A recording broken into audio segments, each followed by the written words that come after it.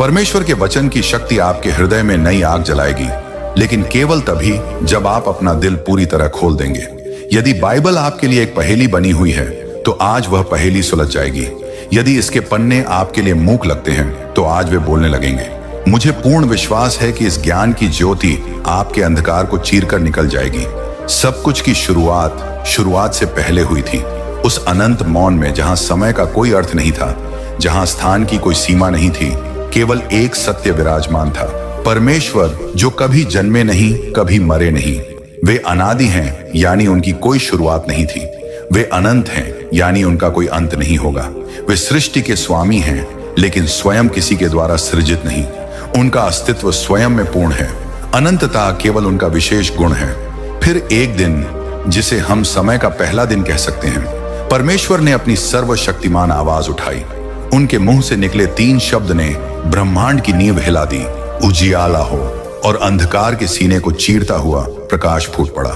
यह केवल प्रकाश नहीं था, यह परमेश्वर की महिमा का प्रतिबिंब था।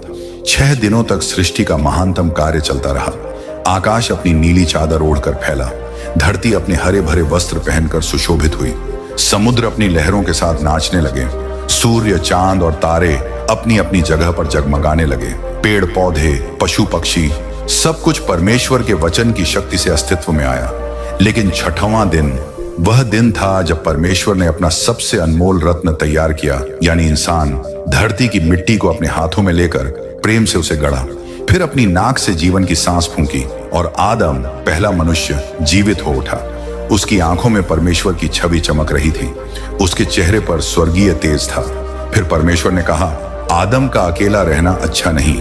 उन्होंने आदम पर गहरी नींद डाली, उसकी पसली से हव्वा को बनाया। जब आदम की आंख खुली और उसने हव्वा को देखा तो वह खुशी से चिल्लाया, अब यह मेरी हड्डी में से हड्डी और मांस में से मांस है।